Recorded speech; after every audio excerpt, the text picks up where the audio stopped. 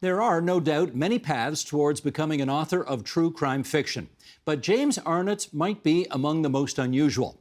Harvard graduate, corporate lawyer, one-time president of Molson Breweries, advisor to governments, chair of the Toronto East General Hospital Board, and now in his 80s, he's written a crime novel based on real people and real events of the Prohibition-era Midwest. It's called Being Fate, and it brings James Arnett to our virtual studio from Midtown in Ontario's capital city. So delighted to see you again. How you doing? I'm doing just fine, Steve, and thanks for having me. Delighted to have you here. Let us tell some of the story of Being Fate without giving up more of the plot than you want to. So we'll situate it like this. It's 100 years ago. It's the era of prohibition in the United States. Alcohol sales are illegal, and you've discovered a kind of a Canadian connection to Al Capone. Go ahead. You pick it up from there. Yeah, well, it was a very strange situation in a way. Basically, there was prohibition in Canada and in the States. But in Canada, we had this legal loophole that allowed for exports of booze, as they called it, to the States.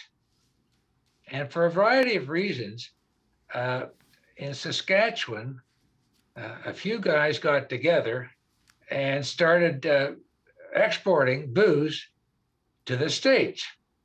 And this, of course, raised the situation that people in Saskatchewan were doing something that was legal in Canada, but they were dealing with criminals and gangsters from the States who were coming up to buy this booze. And the way it worked was that, as a practical matter, it was really, more than anything else, it was people from Chicago, basically what was the fledgling Chicago mob with people like Johnny Torrio and Al Capone that were buying this booze up in Saskatchewan.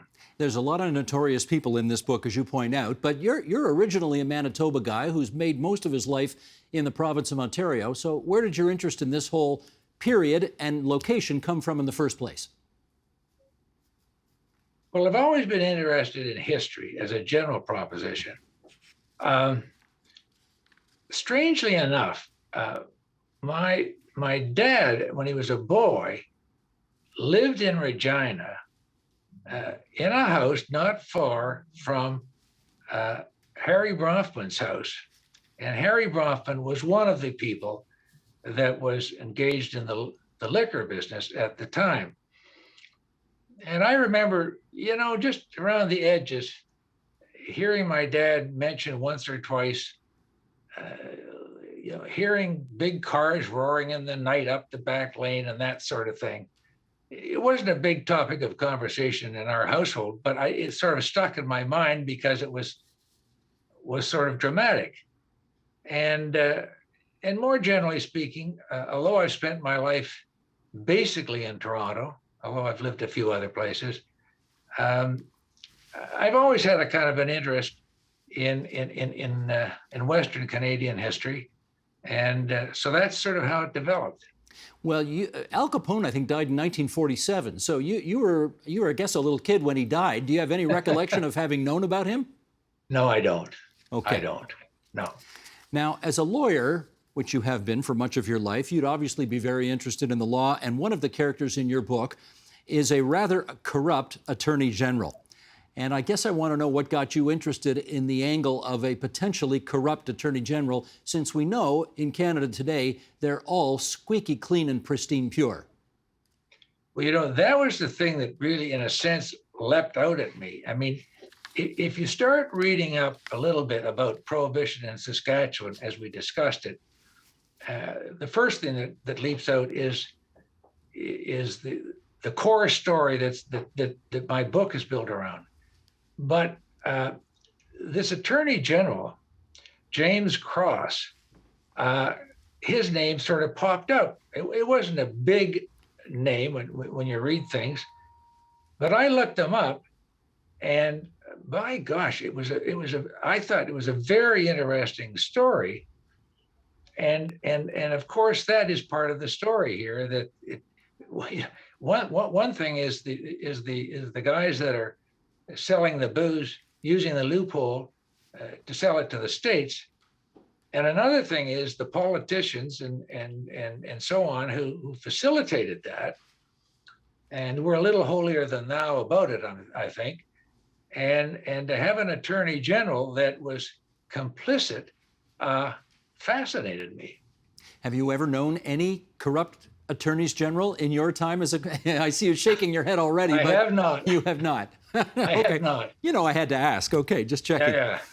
Now, I got to ask you this as well, because most corporate lawyers I know, or executives, I mean, they can't write a press release to save their lives, let alone a whole book. So where did the notion of your being able to write, or even wanting to write a book, where'd that come from? You know, I look back at it and I realize that I've always been interested in the craft of writing. And that might seem a little bit silly to some people listening to it from a corporate lawyer, but even back to the days when I wrote my thesis, part of what it was I enjoyed writing it well. And as a lawyer, you know, I really enjoyed writing a good letter, writing a good memorandum, even drafting an agreement well. And by the way, lots of lawyers don't draft agreements very well, which of course causes a lot of litigation, but that's another story. So I was always interested in the craft of writing, and then you put that together with my interest in history, and then, you know, the fact of the matter is, and when I look back on it, I actually wrote a novel when I was still practicing law. It wasn't a very good novel, and I was too busy to make it better. I think I just did a first draft, but I did try my hand at it even then. Is it time to pull that old novel off the shelf? Have you still got it somewhere? I have it somewhere. I looked at it one day and I thought, you know, maybe I should just trash this. Well, we put up the cover of the book just a moment ago, and it's called, the title is Being Fate, which on the face of it won't mean anything to people watching or listening to this right now. So it might, do you want to take 30 seconds and explain what that title means? Yeah, most of the action in this novel takes place in a small town, really a village in South Saskatchewan, very near the North Dakota border, called Bienfait, Bienfait, Bienfait. French. But the locals have always called it Bean Fate. That's the way they pronounce it. So that's where the title of the book comes from. That explains that. Now, of course, the characters in this book are real, the stories in this book are real, but you've made up the dialogue, the conversations that they have had, because obviously you weren't there at the time. Any qualms with taking those kinds of liberties with real people? Yes, but let me just say, first of all, some of the characters are real historical people, but for example, the main character is totally fictional. But as to the real historical people, yes, I thought long and hard about it, to be honest. Because it was the first time I'd done it. By the way, I've just finished my second historical novel, and I haven't had the same qualms because I've worked my way through this. But no doubt, you know, you have to try to, I think, come up with dialogue that is reasonably close to dialogue that you would imagine that person would say. Now, if you're writing about somebody 300 years ago, you've got really no way of knowing. But I give you a little tip here on this one. I've got some dialogue here from a famous Canadian called Sam Bronfman. And I'd read, you know, the biographies of Sam Bronfman and so on. So I had a view of what he was probably like as a person. And then I came across a biography that Peter Newman had written, I don't know, 30 or 40 years ago. And Peter Newman, you know, knew Sam Bronfman. But in his biography, he attributed a lot of dialogue to Sam Bronfman, which was clearly, he must have made, Peter Newman must have made up. So my characterization of Sam Bronfman, to some extent, is what I've taken from Peter Newman's characterization of him. I get you. Well, I mean, you've anticipated where I wanted to go next with this, and the reason I asked that previous question, because, the Bronfman family is at the center of your story. They are probably the most successful producers of hard alcohol in Canadian history. Yeah. You used to run Molson, so it's not impossible for me to think that you and the Bronfmans either know each other or have intersected at various times in your lives. I'm betting you know Sam Bronfman's kids, and do they know that you've written this book? I don't know that they know that. I've met a couple of Bronfmans, but I don't know them well, and we're not even what I would call acquaintances, let alone friends. And I don't know whether any of them knows about this book or not. Okay, well, the executive circles of this country are not all that big. Are you concerned about being off their Christmas card list now or something like that? No, I'm not concerned. And by the way,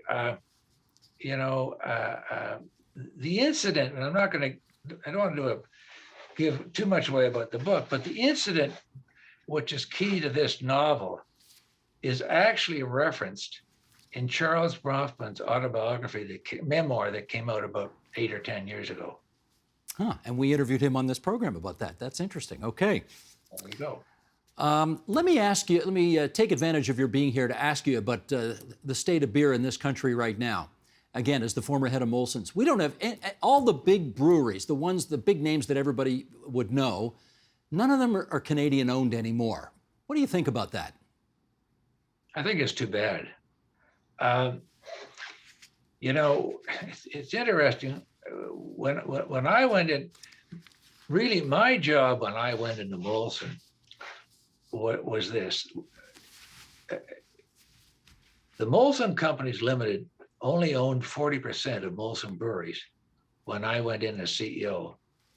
And my job was to make Molson Breweries 100% owned by Canadians again. And that was my singular achievement while I was there. And we were very proud of that. And in fact, we came up with an incredible commercial. Do you remember that commercial? I am Canadian. Oh my goodness, of course. We came up with that. That was a big part of our marketing at the time. So I think it's unfortunate, but it's it's a sign of the times. I mean, you have to have a certain size to be a major brewer in this world today. And I will say this. Molson Coors, people often seem to characterize it now as being an American company. It's not an American company. It's a Canadian American company. It's basically a 50-50 kind of a deal. The Molson family still have a major interest in it. I think one of the Molson boys is, I don't know if he's chairman today, but they alternate the chairmanship with the Coors family. So it's still kind of a Canadian company. Kind of a Canadian company. Where's the corporate headquarters? Well, the corporate headquarters now is in Chicago. There you go.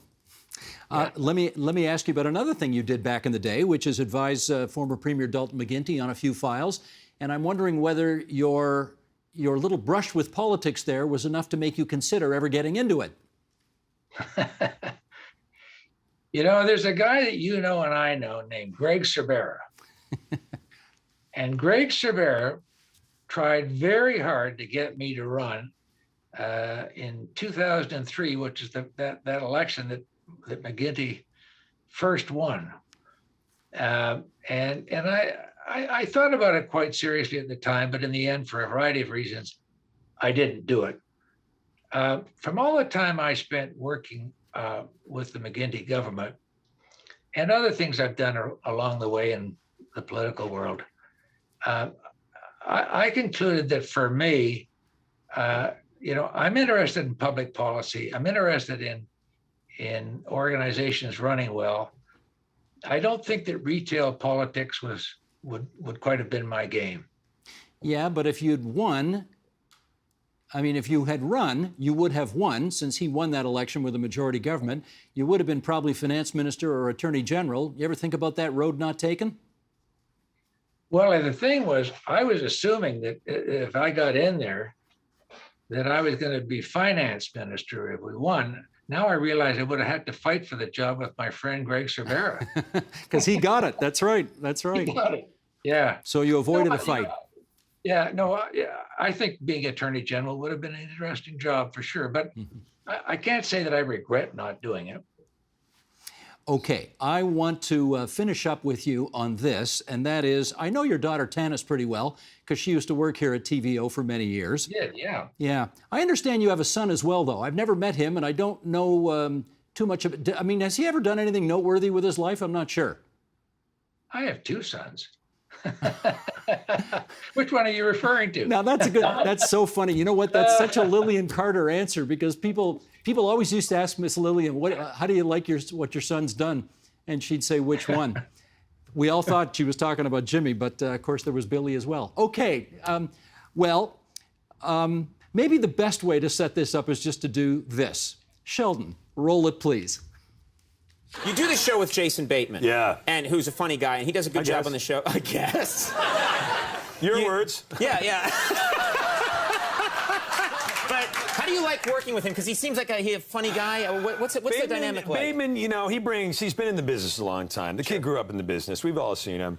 So every once in a while we'll be working and they'll yell cut and everybody kind of fills in to give notes and whatever. And Bateman will say, I think, and I'll just be like, hey, listen, man, if we wanted your advice, we'll turn on a crappy 80s sitcom, all right?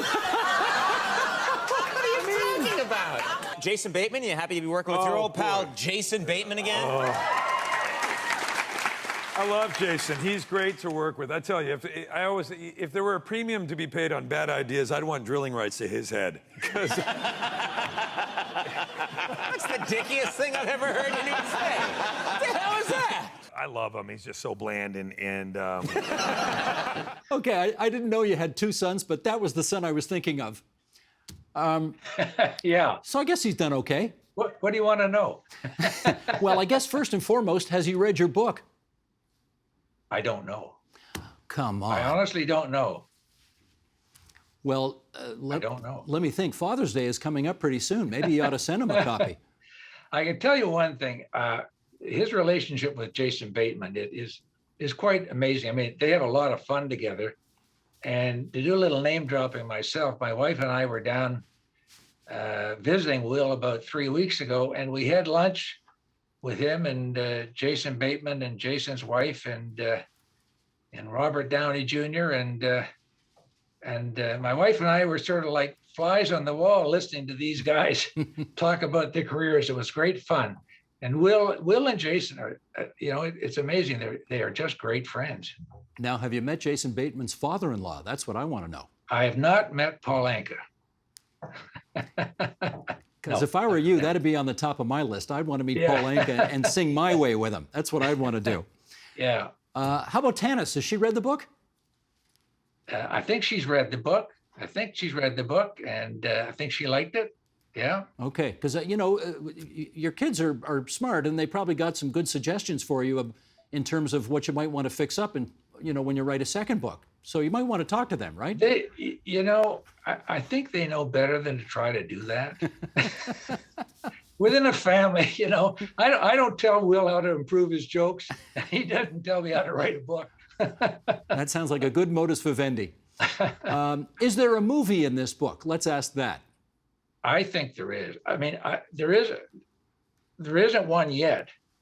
But to tell you the truth, I started off thinking that this was going to be a movie.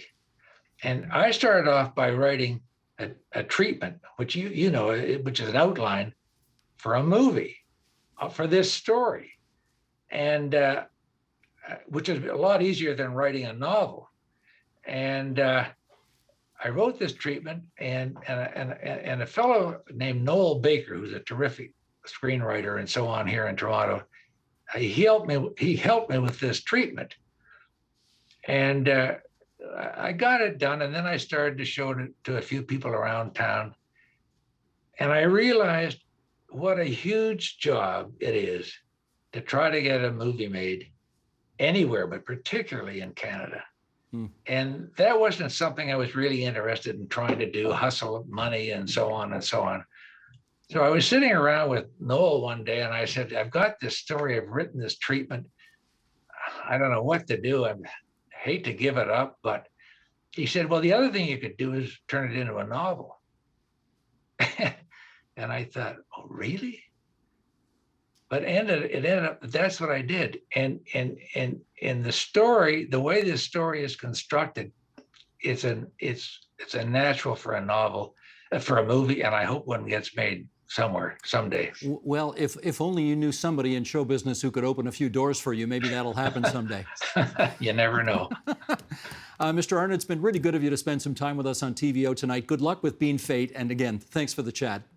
Thanks so much. Bye-bye. The Agenda with Steve Paikin is made possible through generous philanthropic contributions from viewers like you. Thank you for supporting TVO's journalism.